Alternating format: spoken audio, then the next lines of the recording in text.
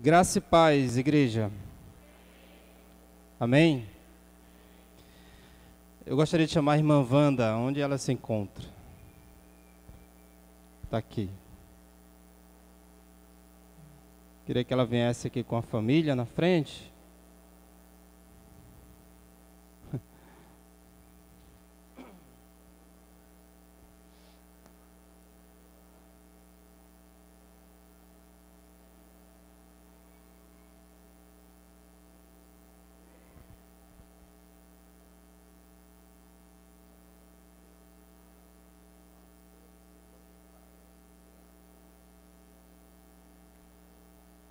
Gente, eu vejo o sorriso aqui no rosto da irmã Wanda e quem conheceu o drama dela de perto,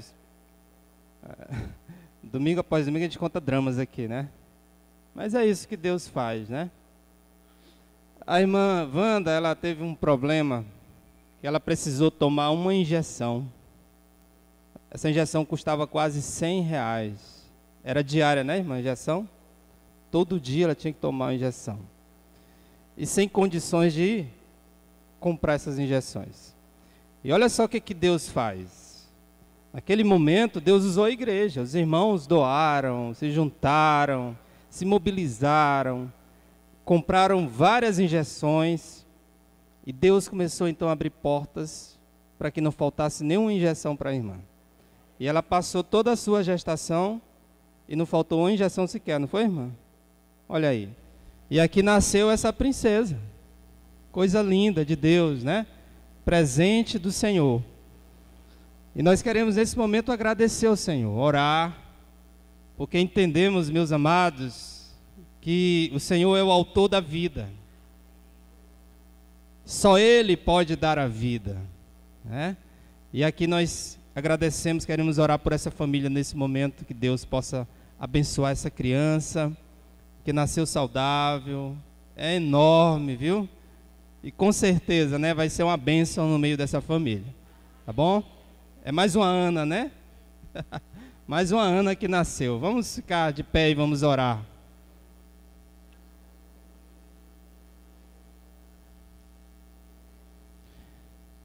Coloque a sua mão aqui, vamos orar por essa criança. Senhor nosso Deus, nós queremos nesse momento, Deus, rogar ao Deus Todo-Poderoso, ao Senhor dos Exércitos, ao Deus que se faz presente nesse lugar, o Deus do invisível, o Deus do impossível, o Deus que abre portas, e ninguém é capaz de fechar as portas que Deus abre. Eu quero te louvar, Senhor, porque foi o Senhor que sustentou a gestação da irmã Wanda. Foi o Senhor que providenciou os remédios, os medicamentos, para que ela, Senhor Deus, pudesse estar aqui nessa noite com a sua criancinha, Senhor, com o seu bebê, que é um presente que ela recebe, Senhor. Eu te peço que o Senhor abençoe a Ana, Senhor. Que ela possa, Senhor Deus, ser uma bênção, Senhor. Que ela possa crescer, Senhor Deus, desfrutando da tua presença, Senhor. Que o Senhor dê sabedoria, dê entendimento, dê capacidade para os pais, para que eles possam conduzir essa criança em teus santos caminhos. Essa é a oração, Senhor, que te faço no nome do teu Filho amado, Jesus Cristo. Amém. Que Deus abençoe vocês, viu? Em nome de Jesus. Gente, ao mesmo tempo que a gente celebra a vida, né? Hoje à tarde a gente foi surpreendido com uma notícia muito triste do falecimento da irmã Phyllis Janes, né? Quem conheceu a irmã Phyllis, aqui, levanta a mão aqui, quem, olha aí, muita gente conheceu a irmã Phyllis. A irmã Phyllis está com o Senhor, né? E a gente que pôde conviver com ela, que pôde desfrutar da sua presença, ela era aquela pessoa de poucas risadas, né? Não andava sorrindo assim. Mas ela simplesmente foi uma das fundadoras dessa igreja. Foi uma das pessoas que ajudou a fundar a igreja. Uma pessoa que está no coração de cada irmão aqui, que pôde conhecer, que conviveu com ela. E graças a Deus ela deixou o seu legado. Deixou a sua história, foi professora do seminário.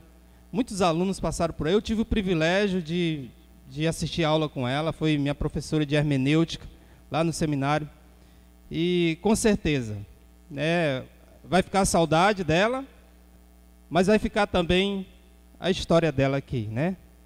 Ela passou por aqui e deixou a sua história, a sua marca, né? E nesse momento eu gostaria de orar, não por ela, né, pela vida dela, porque ela agora está com o Senhor, mas agradecer, uma oração de gratidão a Deus, por tudo aquilo que ela deixou, por aquilo que ela construiu, né? Pelo legado que ela deixou a todos nós.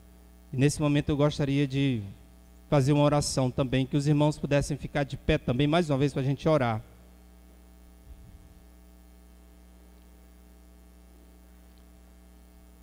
Senhor nosso Deus, nós queremos te agradecer, Senhor. Te agradecer porque é o Senhor que levanta homens de Deus e mulheres de Deus para fazer a tua obra aqui nessa terra, Senhor. Nós queremos nesse momento, Senhor, te agradecer pela oportunidade que o Senhor nos deu de poder desfrutar da presença, Senhor, da irmã Filijanes. Nós queremos te agradecer, Senhor, porque essa igreja aqui, Senhor, ela só existe hoje porque tem as marcas dela, Senhor. Porque ela evangelizou, ela lutou, ela pregou, ela ensinou. E ela deixou, Senhor Deus, as suas marcas aqui. Eu quero te agradecer, Senhor Deus, pela vida dela, pela existência dela aqui nesse lugar. E agora, Senhor Deus, eu te agradeço também, porque eu sei que a tua serva está na tua presença, Senhor. Porque eu sei, Senhor, que ela cumpriu a sua missão aqui na terra. E agora ela descansa com o Senhor. Nós queremos te agradecer, Senhor, e te pedir também que nós, como igreja, possamos também deixar as nossas marcas, Senhor. Que possamos deixar o nosso legado, Senhor. Que possamos, Senhor Deus, fazer com que a tua obra seja realizada através de nós. Essa é a oração que te faço no nome do teu Filho amado, Jesus Cristo. Amém. Podeis sentar.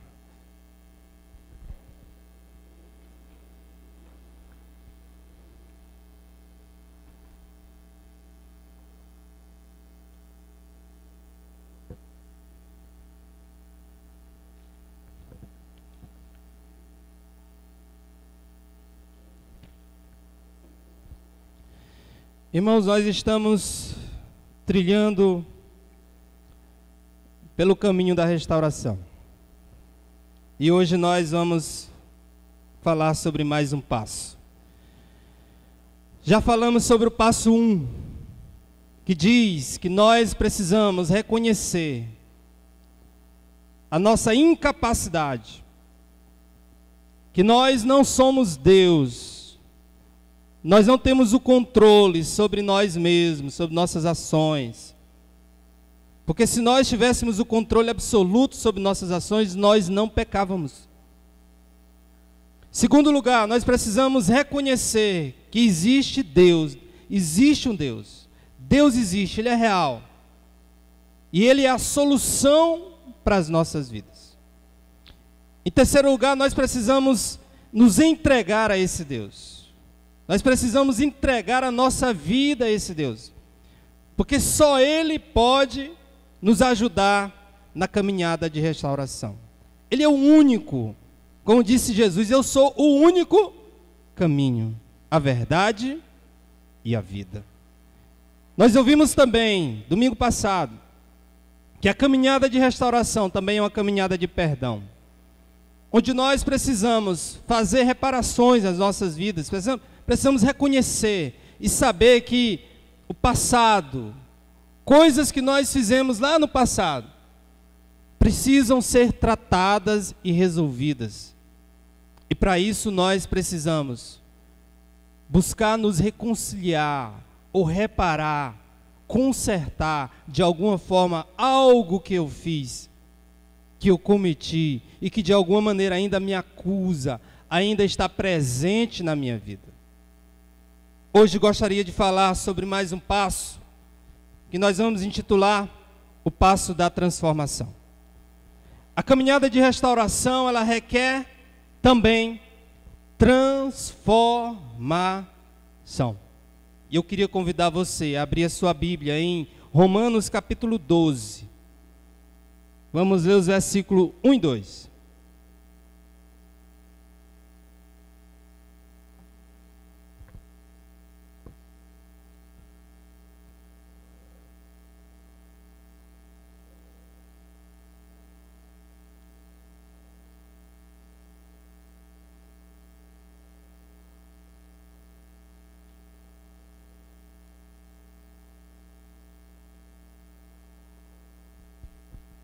Romanos capítulo 12, versículos 1 e 2.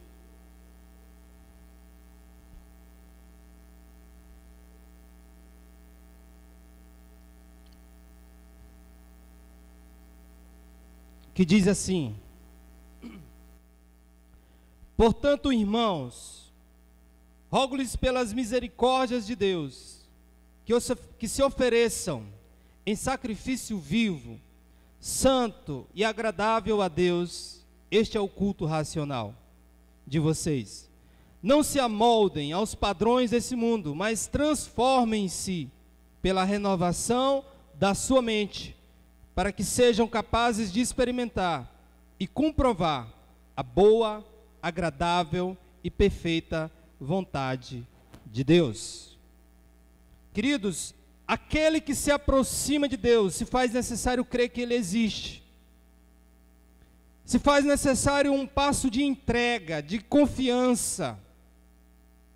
E nessa caminhada, nesse passo de entrega, nesse contato, nesse relacionamento com Jesus, existe uma coisa fantástica que vai acontecer conosco.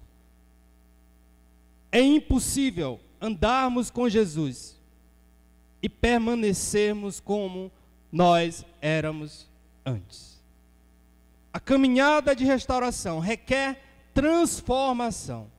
E esse texto aqui, de Romanos, dito por Paulo, ele deixa bem claro que a caminhada de transformação, ela começa com uma mudança de mente.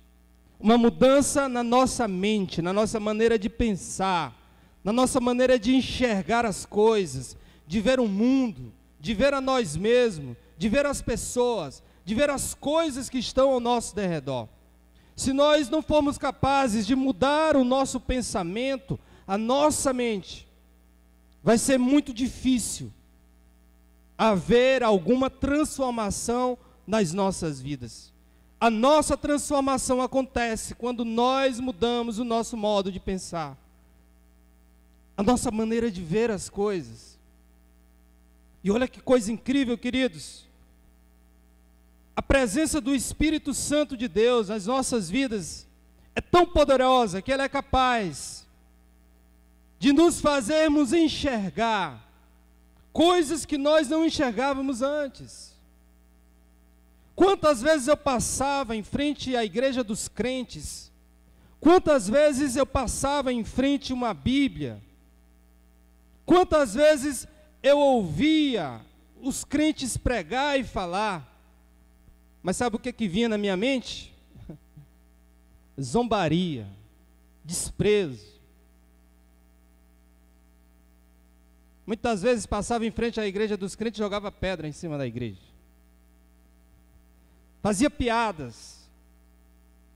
Porque a minha mente ainda era uma mente cauterizada, voltada para as coisas desse mundo.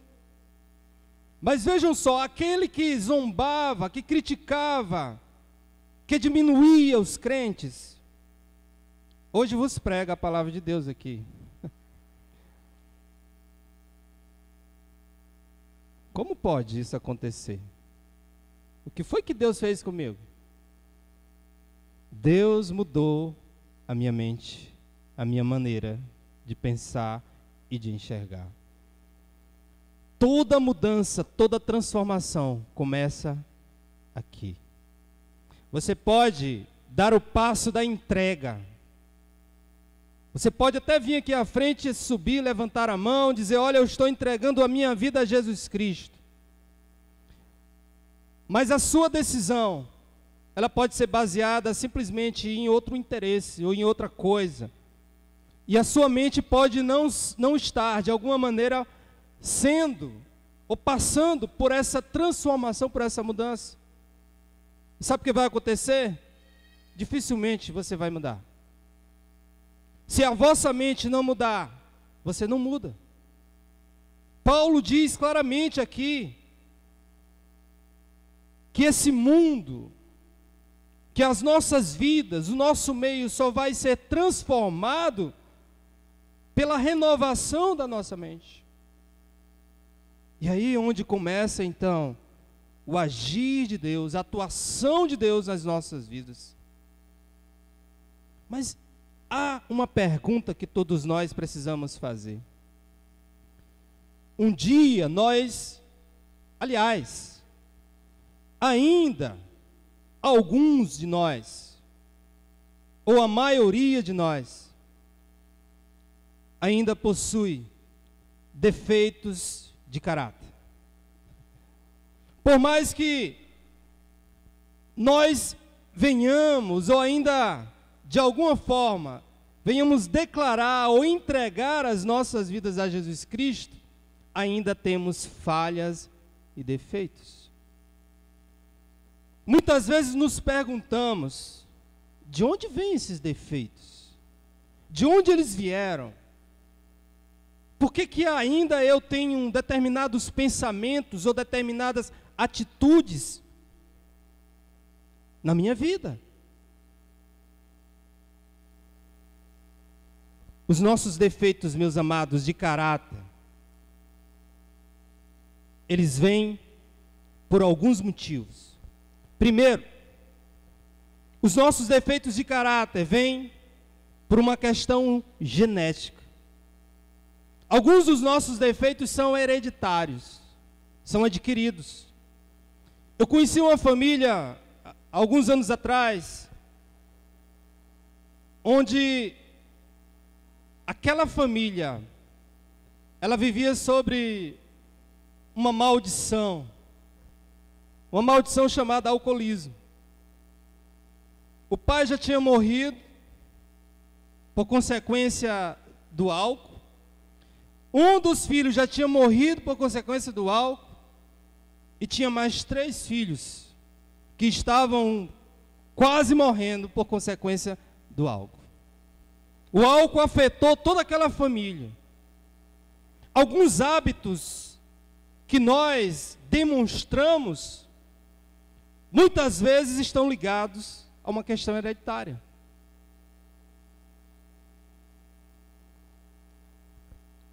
Uma outra razão, uma outra questão pelas quais nós temos defeitos de caráter, são as circunstâncias que nos cercam. O que você é hoje, o que nós somos hoje, como pessoas, está muito ligado ao meio em que nós vivemos e fomos inseridos.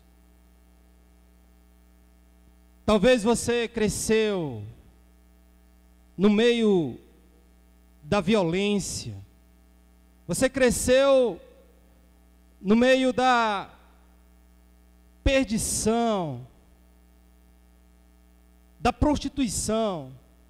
Como eu estava conversando com um irmão recentemente, ele dizia que, muito novo ainda, adolescente, o pai levava ele para o prostíbulo. Olha só o meio que ele cresceu. O que esse rapaz adquiriu? Que hábitos e que maus hábitos ele adquiriu na sua vida, em decorrência do meio em que ele vivia? Eu comecei a beber, irmãos, com 12 anos de idade, para vocês terem uma ideia. Sabe onde foi que eu comecei a beber? No meio da minha família. Foram meus parentes que me deram bebida.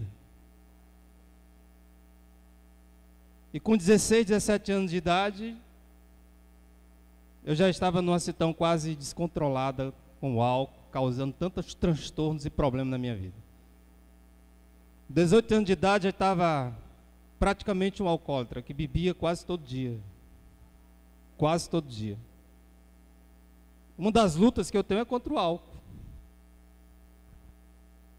Porque eu sei que sem Cristo, se eu não tivesse Jesus na minha vida, se eu não buscasse, se eu não tivesse a cada momento na dependência de Jesus, você sabe onde é que eu estava? Na mesa de bar, bebendo, com certeza. O meio em que nós vivemos, as circunstâncias em que nós vivemos, nos trazem maus hábitos, que muitas vezes são adquiridos no meio que você foi inserido, como criança ainda. A gente encontra muitos jovens, adolescentes com transtornos, com traumas, que foram adquiridos ainda criança, lá no meio da família. Você sabe outro lugar, outra razão, outra causa dos defeitos de caráter que nós temos? Eles partem também das minhas escolhas. Você pode nascer em uma família saudável, onde seus pais lhe educam, lhe ensinam, lhe mostrem a verdade, onde há respeito, onde há harmonia. Mas vai chegar um momento em que nós vamos fazer as nossas próprias escolhas. Vocês lembram da passagem do jovem rico? Aliás, do filho pródigo? Como era o lar do filho pródigo? Me parece que o lar do filho pródigo era um lar de harmonia, um pai responsável, amoroso, cuidadoso. Mas o filho pródigo fez uma escolha. Ele buscou seguir o seu próprio caminho. Então, muitos maus hábitos, defeitos de caráter que nós temos, são frutos das nossas escolhas. Geralmente, quando você escolhe fazer algo por um longo período, aquilo começa a afetar a sua vida. Cria-se um mau hábito.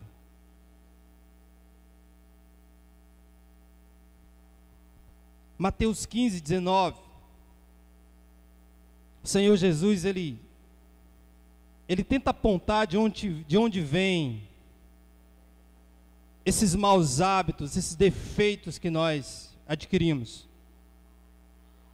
E Ele vai dizer, porque é do coração que vêm os maus pensamentos, os crimes de morte, os adultérios, as imoralidades sexuais, os roubos, as mentiras e as calúnias.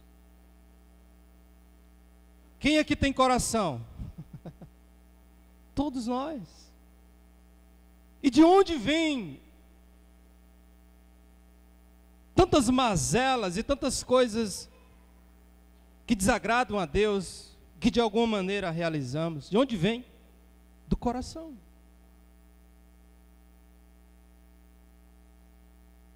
Hoje estávamos lá na sala do batismo e falando para os irmãos novos convertidos da origem do pecado, como surgiu, por que pecamos, por que nós sofremos essas consequências do pecado. E aí, Paulo vai dizer em Romanos que todos pecaram e destituídos estão da glória de Deus. E que de alguma maneira o pecado afetou toda a raça humana, todo o universo, todas as coisas foram afetadas pelo pecado. E o pecado ainda, ele está presente na nossa vida porque lutamos todos os dias contra ele. A segunda pergunta que eu queria fazer: por que é tão difícil mudar os maus hábitos? Por que é tão difícil mudar um pensamento, um desejo, algo que você realiza e faz? Por que é tão difícil se livrar dessa bagagem ou desse fardo que ainda de alguma maneira influencia as nossas vidas? Primeiro, porque eles estão comigo há muito tempo. Eu quero dizer para você que nada acontece da noite para o dia. Você levou anos para transformar uma má escolha num mau hábito. E não é num passo de mágica que as coisas vão mudar de uma forma simples e rápida. O fato de entregarmos a nossa vida a Jesus Cristo, de darmos esse passo em direção a Deus, ele é o começo da renovação e da transformação na nossa vida. Deus, ele vai começar um processo de transformação, de renovação. Mas os maus hábitos que nós temos, eles vão ser trabalhados dentro desse processo. Eles não desaparecem num passo de mágica, simples. Entreguei minha vida a Jesus e pronto. É um processo. Porque à medida em que eu me aproximo de Deus, Deus vai tratando cada mau hábito. Ele vai curando, Ele vai sarando, Ele vai renovando. Por essa razão, meus amados, a caminhada de restauração, ela segue esses passos que são importantes. Por que é tão difícil mudar os maus hábitos? Porque muitas vezes a pessoa diz, eu me identifico com eles. Infelizmente, irmãos, nós confundimos a nossa identidade com os nossos defeitos. Às vezes a pessoa tem um defeito e diz assim, esse aqui é meu defeito, eu sou desse jeito, não tem como mudar. Geralmente a gente tem uma mazela, um defeito, e a gente liga a nossa identidade àquele defeito. Interessante o nome Jacó. Como era o nome de Jacó? O que significava? Usurpador, aquele que enganou, enganador. Jacó poderia levar toda a sua vida como sendo o enganador. Ou então a pessoa diz assim, rapaz, eu sou um enganador mesmo e pronto, isso aqui é meu jeito. Eu sou desse jeito. Mas quando Jacó tem um encontro com Deus, a primeira coisa que Deus faz com Jacó, sabe o que é? É mudar o seu nome. Deus muda o nome de Jacó para Israel.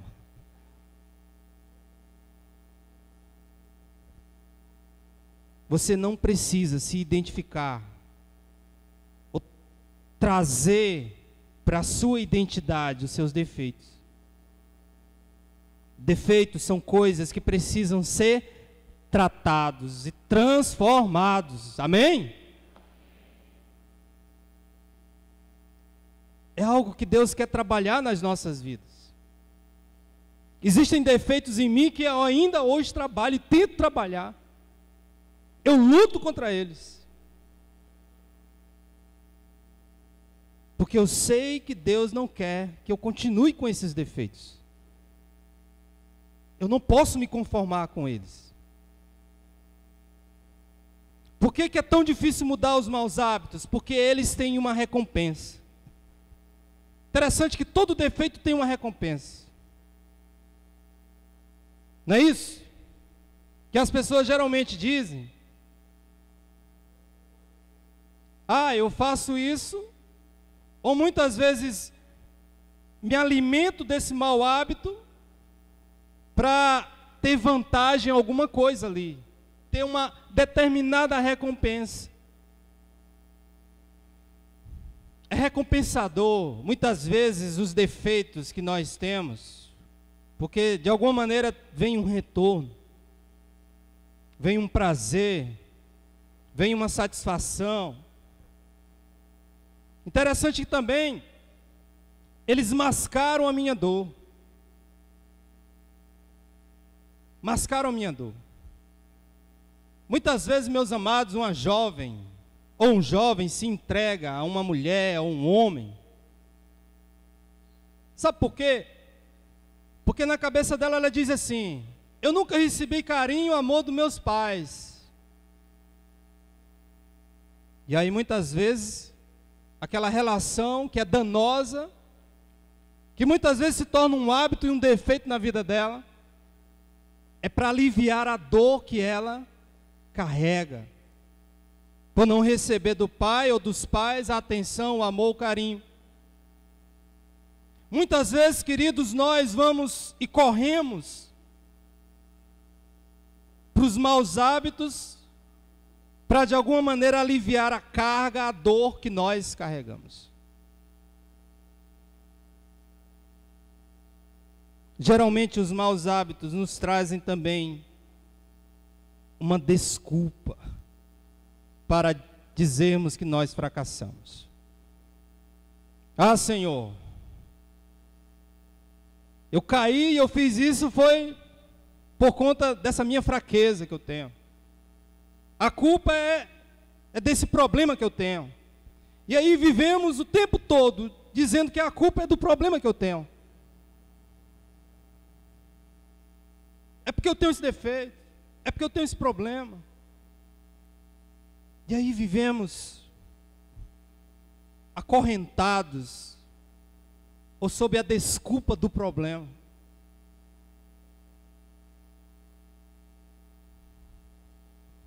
Por que é tão difícil mudar os maus hábitos? Porque Satanás me desencoraja.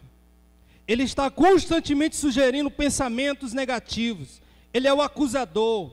Ele diz assim para você: isso nunca vai funcionar, você não é capaz de fazer isso, você não pode mudar, você nasceu assim, você vai morrer assim. Satanás, meus amados, tem um poder de acusar, de te botar para baixo, de fazer com que você desista da caminhada, porque a primeira coisa que ele vai dizer é difícil, não dá certo, você não muda mesmo, você é um fracassado, você nunca vai conseguir. É isso que ele faz. Quantos de nós, queridos, fomos talvez impedidos de dar esse passo em direção a Deus, porque ouvíamos dizer, falar, o diabo usava pessoas para dizer assim: rapaz, isso não tem jeito, não vai dar certo.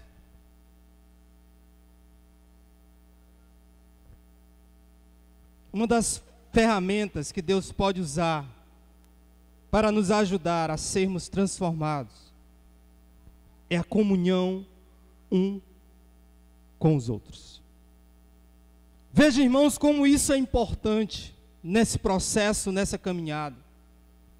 É interessante porque Tiago, lá no capítulo 5, versículo 16, ele diz uma coisa muito interessante. Ele diz que quando nós confessamos as nossas faltas uns aos outros e procuramos a ajuda das pessoas através da oração, podemos descobrir o poder de Deus para mudarmos. Eu tenho falado para alguns irmãos que a comunhão, que os relacionamentos, eles são essenciais no processo de transformação. Sabe por quê? Porque são os relacionamentos que nos ajudam a sarar as nossas feridas. São eles. Olha só o que Tiago diz na sua palavra. Isso aqui está escrito lá no livro de Tiago. Portanto, confessem os seus pecados uns aos outros e orem um pelos outros para serem o quê? Curados. A oração de um justo é poderosa e eficaz, irmãos.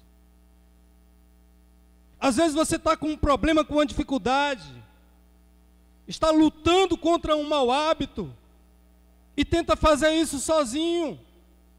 Quero dizer para você que você não vai conseguir. Não vai. Você vai precisar de alguém para lhe ajudar nessa caminhada. Alguém que possa orar por você, alguém que possa interceder, que possa andar com você. E é incrível, meus queridos, quando nós confessamos os nossos pecados, é incrível como nós tiramos um fardo pesado de cima de nós. Nós tiramos assim um fardo gigantesco. Porque imagine eu carregando um problema sozinho comigo. tendo alguém do meu lado que pode me ajudar a carregar aquele fardo, aquele problema. Alguém que pode dizer, olha, o teu problema também é o meu problema. Pode contar comigo.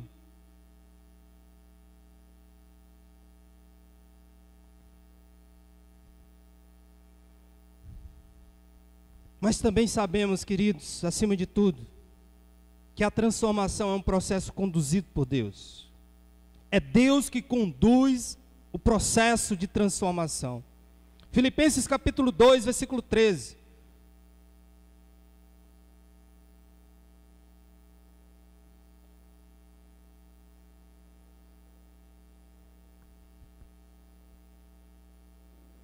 Paulo, mais uma vez escrevendo, ele diz: pois é Deus quem efetua em vocês tanto querer quanto realizar de acordo com a boa vontade dele.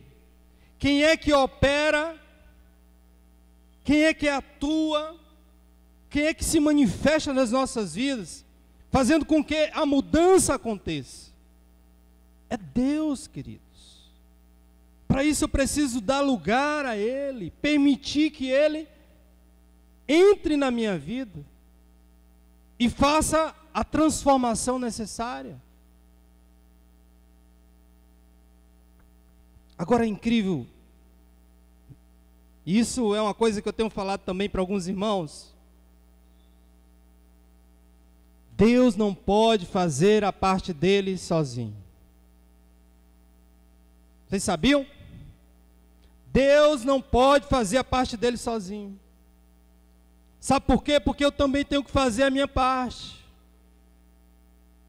Deus não vai invadir tua vida e de repente começar a atuar, a lhe mudar, a lhe transformar sem o seu consentimento, sem a tua atuação. Você precisa ser um cooperador com Deus nesse processo. O processo da transformação só acontece quando nós também cooperamos com Deus, permitindo que Deus venha agir e atuar. Eu preciso fazer a minha parte para que a mudança e a transformação aconteça. Ah, pastor, tanto tempo que eu vou para a igreja, já sou crente, não sei quanto tempo, ainda luto com isso, com aquilo.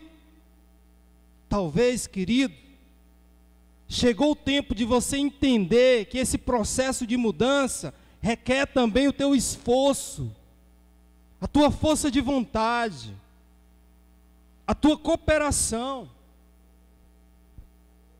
Então, pastor, como é que eu coopero com Deus nesse processo? Em primeiro lugar, concentrando-me em mudar um defeito de cada vez. Geralmente, irmãos, eu percebo que algumas pessoas se decepcionam e terminam abandonando o barco. Aceitam a Jesus e de repente eles começam a caminhada e de repente eles veem, olham para o problema, para as dificuldades que eles têm e começam a pontuar cada um e começam a pensar, já, cara, eu tenho muitos problemas, muitas dificuldades, vai ser muito difícil mesmo. E aí terminam abandonando e voltando para o mundão. É incrível, queridos, quando nós temos a capacidade de nos concentrarmos em um defeito de cada vez, nós temos a capacidade de analisar, de ver, de perceber e de deixar Deus agir naquele defeito específico que eu tenho. E Deus vai atuando e de repente você percebe que a atuação de Deus está se completando na tua vida, porque você vai tratando defeito por defeito, um de cada vez. Como eu coopero com Deus nesse processo? Concentrando-me em vitória um dia de cada vez. Olha só na oração deixada por Jesus, a oração do Pai Nosso, olha o que Jesus diz na oração. Mateus 6,11. Dai-nos hoje o nosso pão de cada dia. Essa parte da oração, ela não está dizendo assim, Senhor, Dai-nos o hoje, o amanhã, o depois, o mês, o ano.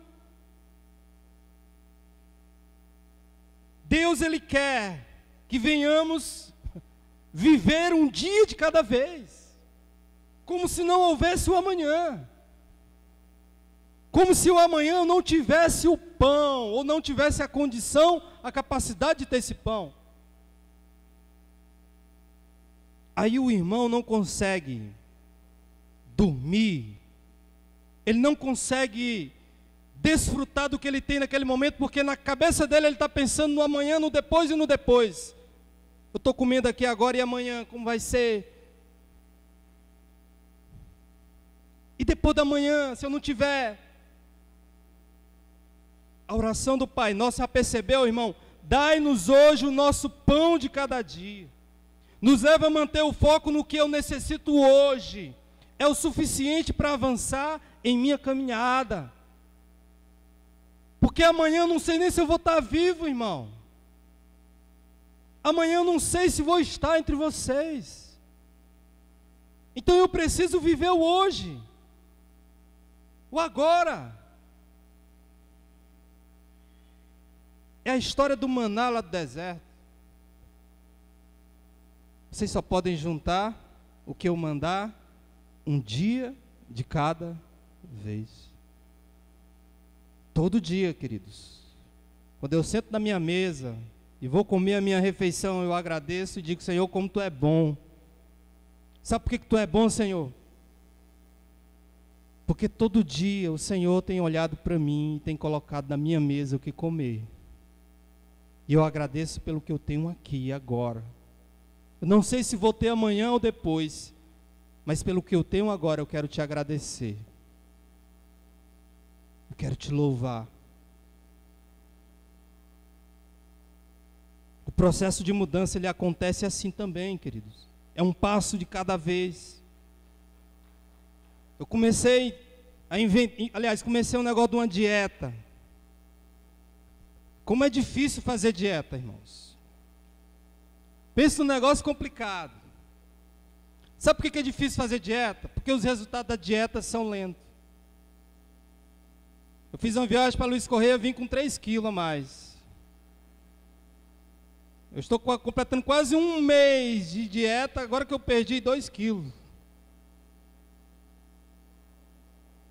Olha só. Para você ganhar é ligeiro, para perder. Mas é interessante observar e se conscientizar de que é um dia de cada vez. Cada dia que eu passo e consigo vencer e passar pela fome, pela abstinência, ou dizer não para uma coisa que eu gosto, cada dia é uma vitória para mim. Cada dia é uma vitória. Porque eu percebo que é possível. É possível perseverar. Você vence. Às vezes as pessoas perguntam: pai, como foi que Jesus passou 40 dias e 40 noites no deserto? Você sabe como foi? Passando um dia de cada vez. Um dia de cada vez. Porque se você for fazer determinada coisa já pensando na extensão, em quantos dias você vai fazer, você já desiste logo. 40 dias? Eu não sei quantos dias eu vou aguentar a dieta, viu, irmãos? Mas eu não quero pensar nos dias. Eu quero viver um dia de cada vez. Porque se eu for pensar nos dias, eu vou desistir. Eu quero perseverar. Sabe como é que eu coopero com Deus neste processo? Concentrando-me no poder de Deus e não nas minhas forças, e não na minha força de vontade. A maior parte de nós tenta depender da força de vontade para realizar mudanças desejadas em nossas vidas. Porém, mais cedo ou mais tarde, acabamos cedendo à tentação. Em 2 Coríntios 12, 9, mais uma vez Paulo dizendo: mas ele me disse. Quem disse? Deus. Deus disse para Paulo: a minha graça é suficiente para você, pois o meu poder se aperfeiçoa na fraqueza. Portanto, eu me gloriarei ainda mais e alegremente em minhas fraquezas, para que o poder de Cristo repouse em mim. Você sabe como é que vai acontecer a transformação na minha vida? A mudança?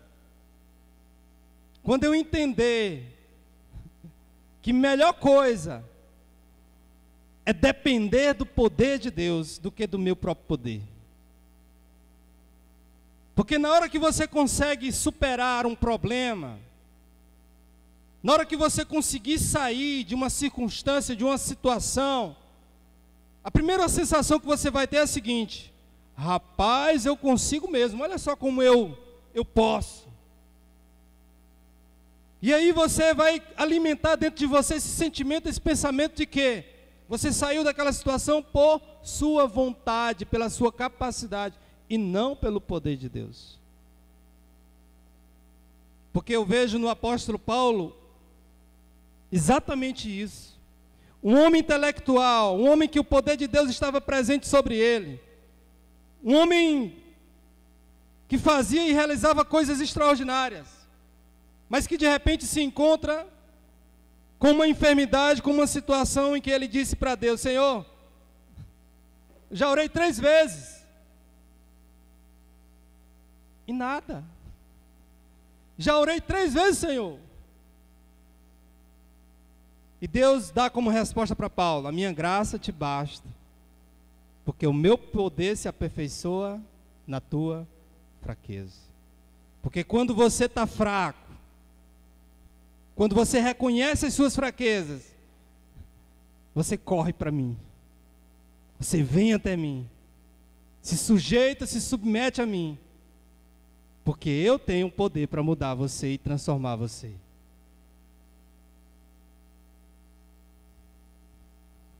Nós precisamos nos concentrar naquilo que Deus pode fazer por mim, em você.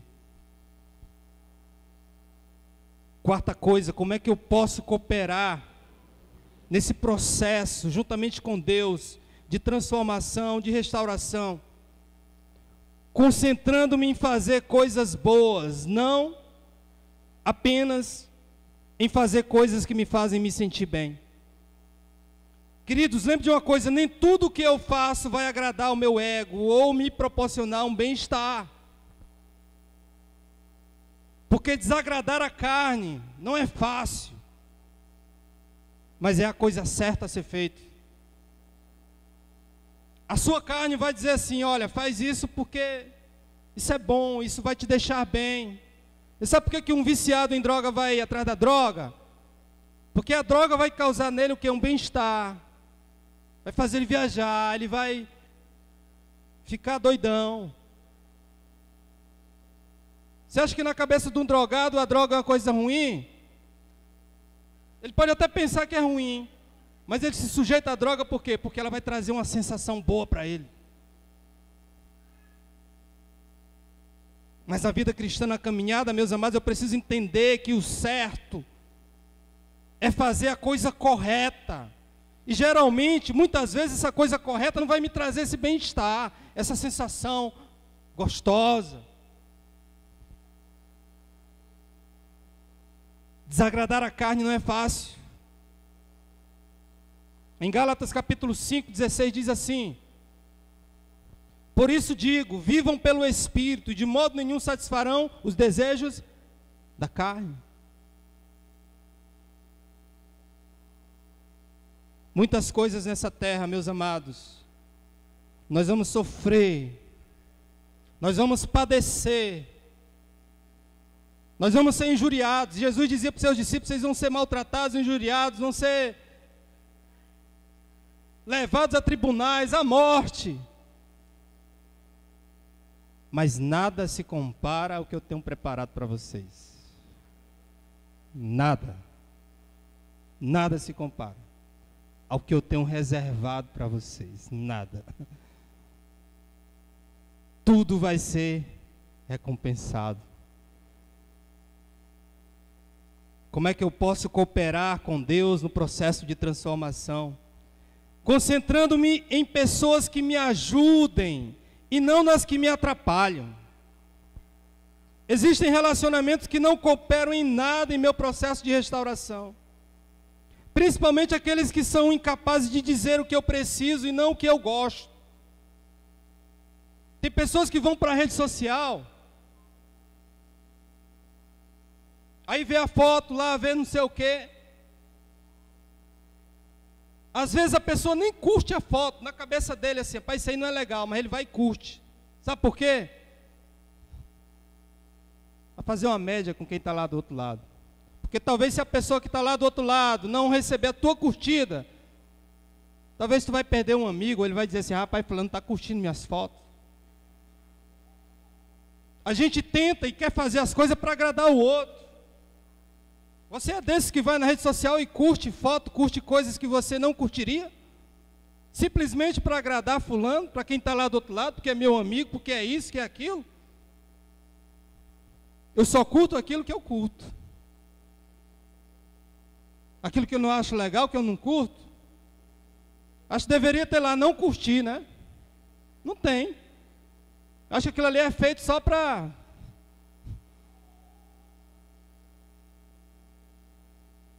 Às vezes a menina está lá com uma roupa indecente, não sei o que, quase nu, tudo curtindo, né? Que legal, que bonito.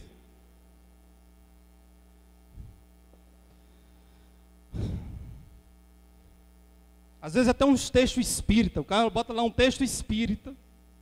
Aí o irmão não conhece, não lê a Bíblia, ele vai e curte o texto espírita. Puf. Que bênção, que palavra foi essa? Que coisa abençoada, ele curtiu o texto, que é espírita.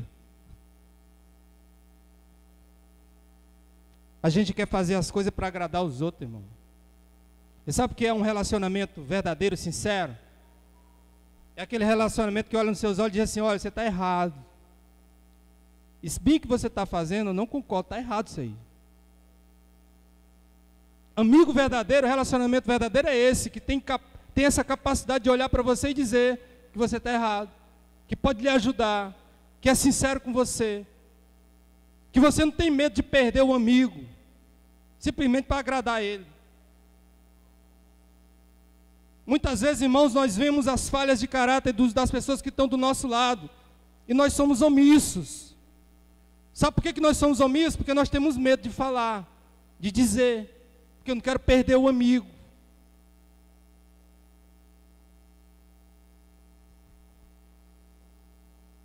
Provérbio 27, 17 diz o seguinte, olha, presta atenção nesse provérbio, diz o seguinte, assim como o ferro afia o ferro, o homem afia o seu companheiro. Como é que se afia um companheiro? Como o ferro afia o ferro. Às vezes o processo de afiar o ferro, meu amigo, não é uma coisa assim, tão light, simples, fácil, leve. Afiar o ferro requer e exige. Vai exigir que você, muitas vezes, incomode o outro. Faça com que ele se sinta incomodado com a verdade. Processo de transformação, se faz necessário você ajudar o outro com sinceridade, com verdade. Não simplesmente porque é teu amigo. Ou porque você quer prezar por uma amizade. Mas se você quer ajudar ele de verdade, diga a verdade a ele. Ajude de verdade. Seja sincero, verdadeiro.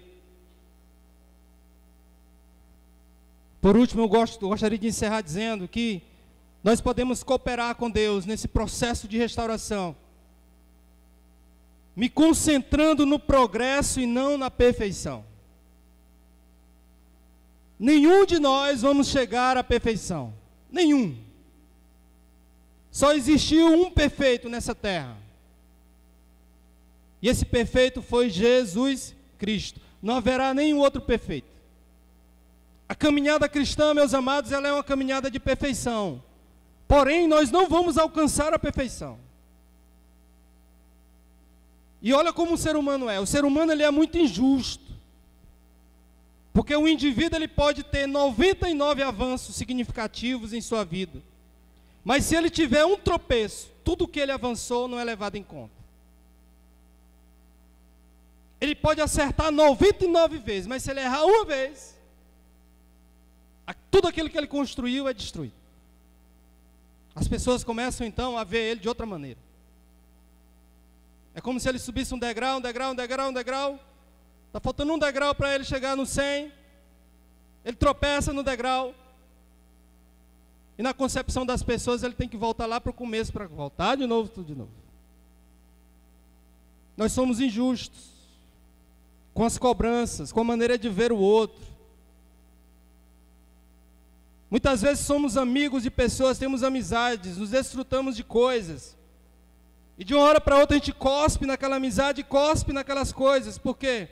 Porque de alguma maneira alguém me decepcionou. E pronto, acabou. Por um erro, por uma falha. É por isso que eu amo Jesus e admiro Jesus. Sabe por quê? Porque Jesus ele não leva em consideração, queridos, simplesmente os teus erros, tuas falhas. Como aquela mulher pega em adultério. Os homens só viam naquela mulher as suas falhas, os seus erros. A ponto de dizer assim, ela deve morrer. Mas sabe o que Jesus via naquela mulher? Via nela a oportunidade. Uma chance, uma nova chance, para que ela pudesse reconstruir a sua vida e recomeçar. Tropeçar faz parte da caminhada. Quem nunca tropeçou? Quem nunca deu uma topada? E aí? O indivíduo topou, pronto, acabou. Tem que ser desprezado, tem que ser atirado uma pedra nele, tem que ser destituído. Às vezes eu pergunto para as pessoas e fico imaginando, se Deus não nos desse uma segunda chance, o que seria de nós? O que seria de você? Se Deus não desse uma segunda chance para você? Eu não digo nem uma segunda. Terceira, quarta, quinta, sexta. Quantas chances Deus nos dá, irmão? Quantas? 70 vezes 7, né? E muitas vezes. Se toda vez que a gente pecasse, falhasse, Deus resolvesse destruir um de nós, não tinha ninguém aqui. Deus nos dá todo dia uma nova chance. Todo dia, todo dia, todo dia. Louvado a Deus por isso. A Bíblia diz que as misericórdias do Senhor se renovam a cada manhã. Amém? Já pensou se não se renovasse? O que seria de nós? O que seria de você, de mim? Então, na caminhada de restauração, meus irmãos, nós temos que nos concentrar no progresso, no avanço. O cara é alcoólatra, tem problema com álcool, ele está num processo de restauração. Ele passou 6 meses sem beber, mas no 7º mês ele teve uma recaída. E aí vamos atirar as pedras, tirar ele. Olha, tu não serve mais, porque tu é um fraco, tu é um falho, porque tu caiu. Ou será que a melhor coisa é chegar perto dele e dizer assim: você consegue, não desista. Você consegue, não desista. Eu estou aqui com você. Você consegue. Nós precisamos ser apoio, irmãos, para ajudar os outros. É isso que cada um de nós necessita e precisa, porque é isso que Deus faria, é isso que Deus faz todos os dias com cada um de nós. Estamos em um processo de restauração, lutando um dia de cada vez, com o objetivo de melhorar cada progresso. Cada progresso deve ser celebrado, sem esquecer que ainda há muito pela frente, mas cada dia é uma vitória, cada dia eu celebro, porque eu estou limpo hoje, Senhor. Porque é um dia de cada vez. Eu consegui vencer. Hoje eu consegui.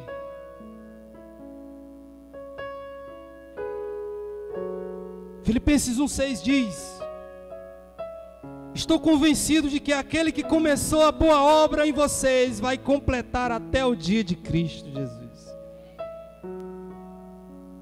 Olha só, querido. Quando é que Deus vai completar a obra em nós?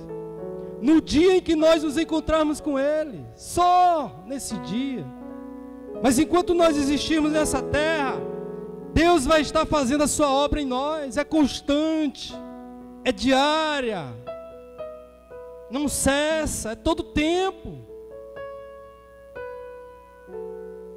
Ele não para. Eu preciso focar nisso. Todo dia Deus me dá uma vitória. É isso que Deus faz. O processo de mudança, de restauração, de transformação, irmãos, é uma caminhada com Deus. Eu tenho 20 anos de crente, de convertido em Jesus Cristo. Você pode pensar, 20 anos é muito tempo, é nada. 20 anos não é nada. Depois de 20 anos que eu entreguei minha vida a Jesus, ainda hoje eu luto contra falhas de caráter. Eu estou num processo constante de mudança e de transformação. É diário, é constante. Eu não posso baixar a guarda. Tem dia que eu estou mal. São aqueles dias que nós falhamos. Mas Deus diz assim: eu estou contigo. Estou aqui pertinho de você. Levante a cabeça e continue. Porque você vai conseguir. Porque você é mais do que vitorioso em mim. Esse é o processo de restauração, essa caminhada vitoriosa que Deus nos permite.